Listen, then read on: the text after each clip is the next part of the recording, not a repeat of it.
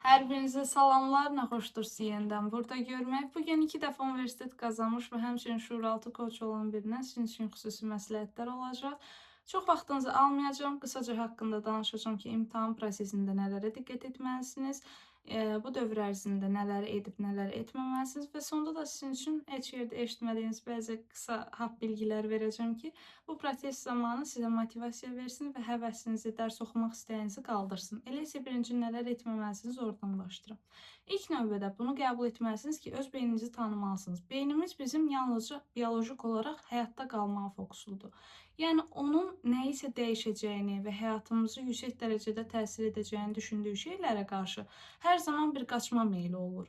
Yəni görür ki, nə ki bizim həyatımızı dəyişir, nə ki bizə yüksək səviyyədə təsir eləyir emosional olaraq. İstəyir ki, o situasiyadan qaçsın və zənn eləyir ki, orada qaldığı müddətcə ona emosional olaraq zərər dəyəcək və hətta o məhv belə olacağını düşünür. Ona görə də imtahanı gözünüzdə bir düşmən kimi yox da sadəcə 3 saatlıq bir proses kimi düşünmənizi istəyirəm. Bilirəm bu bəzən çox çətin olur. Özüm də 2 dəfə abituriyentlik dövrü keçirmişəm və sizi çox yaxşı anlayıram. Amma bir şey qəbul eləməlisiniz ki, 3 saat ərzində hər şey olacaq və bitəcək ilk imtahanınızda. Və bundan sonrası zaten nə oxumusunuzsa, nə əldə etmisinizsə, onun nəticəsi olacaq. Yəni siz təlaş etməklə, özünüzü təşvişə salmaqla nə nəticəniz dəyişəcək, nə də ki özünüzə yaxşılıq eləyəcəksiniz. Daha da özünüzü təzyiq altında hiss etdiyiniz üçün həvəsiniz və motivasiyanız azalmağa başlayacaq.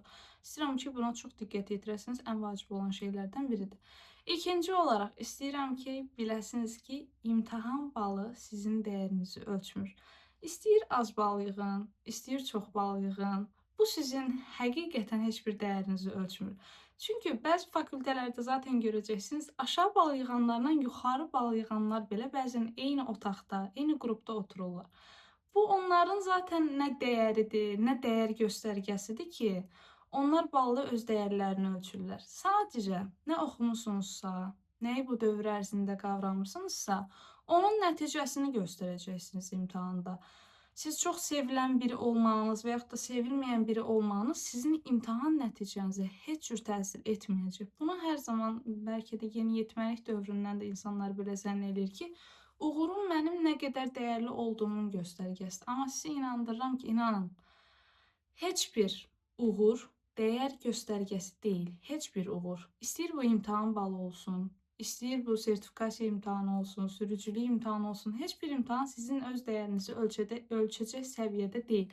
Bunu yalnızca özünüz dərk eləyə bilərsiniz və özünüz öz gözünüzdə bu dəyəri bir yerlərə qoya bilərsiniz. Və üçüncü növbədə istəyirəm diqqət yetirəsiniz ki, hər zaman imtahana hazırlaşarkən özünüzü təzyiqdən çəkəsiniz. Yəni özünüzə təzyiq göstərməklə ki, mən bu gün 3 saat oxuyum, 5 saat oxuyum, 10 saat oxuyum, inanın ki, bu nəticə verməyəcək. Bayaq da qeyd eləmişdim ilk maddədə. Beyin özünü nə zaman ki təzyiq altında hiss eləyir, o savaşmaq funksiyasına gəlir. Yəni qaçmaq funksiyası. Ya savaşmalıyam, qaçmalıyam deyə düşünür. Çünki niyə? Biolojik olaraq həyatda qalmağa meyillidir sadəcə. Onun üçün fərqi yoxdur siz imtahana hazırlaşırsınız, yoxsa nəyə hazırlaşdınız. Sadəcə deyir ki, mən həyatda qalmalıyam və təzyiq gördüyüm hər şey mənə təhlükəlidir. Oradan da qaçmalıyam. Ona görə motivasiyanızın azalmasını istəmirsinizsə, buna diqqət yetirəsiniz və çalışasınız ki, özünüzü təzyiq altında yox da sadəcə sakit bir imtahana hazırlaşan prosesdəki kimi təsəvvür eləyəsiniz və o prosesin 3 saat davam eləyəcəyinizi, bunun üçün sadəcə sistemli olaraq çalışmalı olduğunuzu özünüzə yerdəsiniz. Dördüncü maddədə isə sinir sisteminizi sakitləşdirin. Bu dövrdə nələr edirsinizsə edin, çalışın ki, öz sinir sisteminizi sakitləşdirəcək səviyyədə edin hər şeyi. Ola bilər dərs oxuyursunuz, məşğələlərə gedirsiniz, amma həmin günlərdə özünüzü rahatladın. Ən azından güzgünün qabağında 5 dəqiqə oturub, sən bacaracaqsan, mən sənə inanıram, sənin qazanacağın bal belə sənin dəyərini ölçmür demək, özünə şəfqət göstərməkdir, özünə nələrsə sübut etməkdir ki, mən hər şeyə rəğmən dəyərliyəm və mənim balımla mənim dəyərim ölçülmür, mənim dəyərimin ölçüləcəyi heç nə yoxdur. Bunun üçün də özümü stresli və təzyiq altında hiss etməyə də ehtiyacım yoxdur. Bu dövr ərzində ən çox özünüzə yatırım eləyin. Həm biliyinizə, həm də öz sinir sisteminizə. 5-ci maddə olaraq səhv eləmirəmsə, 5 olmalıdır. Diqqət yetirəcəksiniz nəyə? İmtahan dövrü ərzində bilirəm, bu bəzilərinizə absurd gələcək, Amma inanın mənə, ən effektiv şeylərdən biridir. Mən öz abituriyentlik dövrümdə də bunu tətbiq eləmişəm və nəticəsində görmüşəm. İmtahan dövrü ərzində özünüzə hobbi tapın. Bunu deyə bilərsiniz ki, vaxtımız yoxdur, belədir, elədir, stres altındayıq, təşviş altında. Necə eləyək ki, hobbi tapaq özümüzə? Elə hobbi tapmaq sizin stres səviyyənizi aşağı salacaq, dopamininizi yuxarı qaldıracaq, hansı ki, sizə motivasiya verəcək, hədəflərinizə doğru getməniz üçün sizi hərəkətə keçirəcək. Ona görə də hobbi tapırsınız. Dil öyrənmək bəziləri üçün film izləmək, kitab oxumaq. Yəni, günün ən azından yarım saatını belə ayırıb, hansı ki, bəzi abituriyentlər scrolling eləyir, ancaq sosial mediada qısa videolara baxır. Bunun əvəzinə sizə həqiqətən zövq verəcək şeylər eləyin. Bu, təbii ki, bayaq qeyd elədiyim kimi, telefonda nələrsə baxmaq deyil. Bu, daha da sizin sinir sisteminizi geri salır.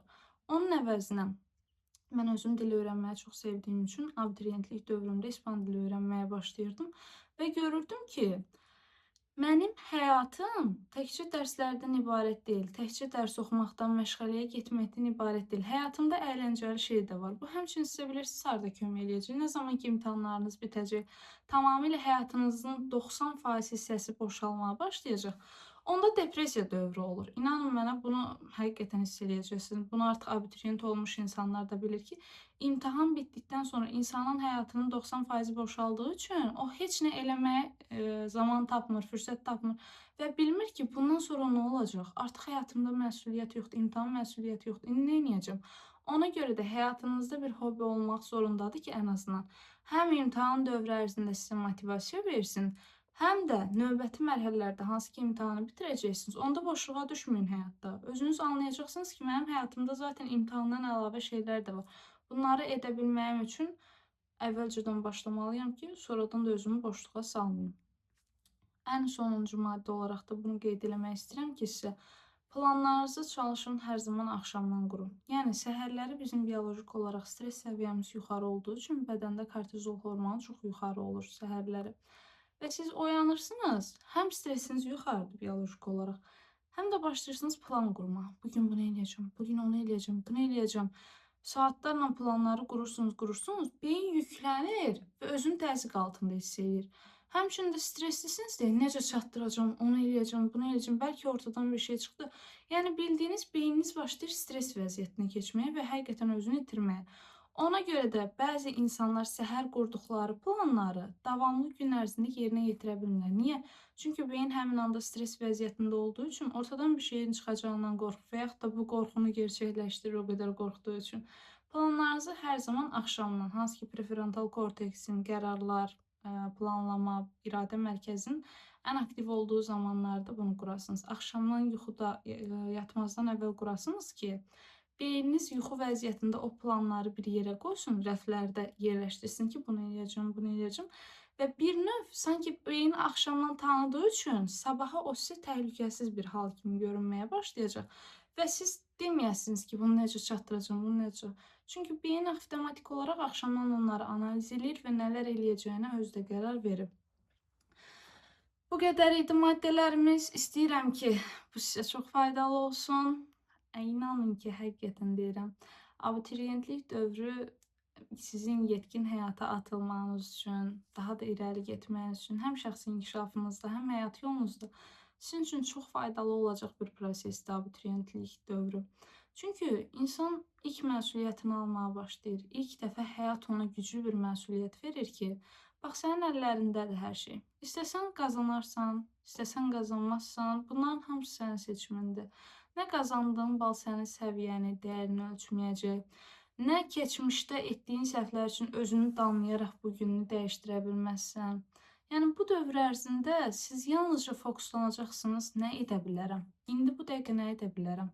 Bundan başqa özünüzə edəcəyiniz hər qarşıdurma, hər dialoq yalnızca özünüzə ziyandır və sizi prosesi sabotaj edir. Öz dəyərinizi çox yaxşı bilin, heç nəyin sizin dəyərinizi ölçmədiyini ilk növbədə qəbul eləyin və imtahana sadəcə bir proses kimi olacaq, olmayacaq, ikinci dəfə abituriyent olacam.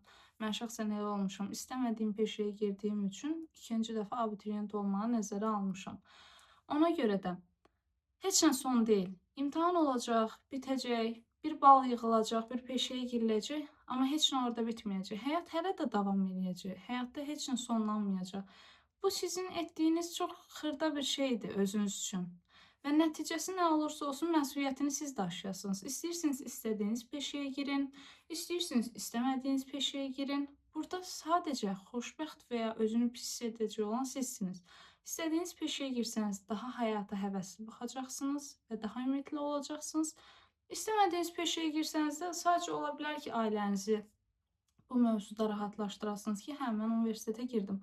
Amma 4 il boyunca siz oxuyacaqsınız, siz oradakı bilikləri öyrənəcəksiniz. Biri var istədiyiniz şeyi öyrənəsiniz, biri də var istəmədiyiniz şeyi. Zaten 11 il boyunca hamımız bunu qəbul edirik ki, bəzi şeylər istəmədiyimiz şeylərdir və bunları öyrənirik. Heç olmasa öz məsuliyyətinizdə olan şeyləri və özünüzün 4 il boyunca oxuyacağınız şeyləri özünüz seçə biləsiniz ki, istədiyiniz kimi. Bunun üçün yetəri qədər çalışa biləsiniz ki, gələcəkdə də işlədiyiniz sahədə, oxuduğunuz yerdə hər zaman xoşbəxt olmağı bacarasınız. Çünki ən vacib olan şey zaten insanın xoşbəxtliyidir. Onun oxuduğu, olduğu və yaxud da olmaq istədiyi status deyil. Harda özünü xoşbəxt hiss edəcəyidir. Gününüz xoş keçsin. Ümid eləyirəm hər şey ürəyinizcə olar. İstəsəniz bu videonun altına istədiyiniz balı və yaxud da imtahandan sonra qazandığınız balı yazasınız ki, ən azından fərq görəsiniz ki, nələr sizə nə qatdı və hansı tövsiyələr sizin üçün daha faydalı oldu. Əgər özünüzün də tövsiyələri varsa abituriyentlərə, yəni aşağıda qeyd etməkdən çəkinməyin. Hələlik gününüz xoş keçsin.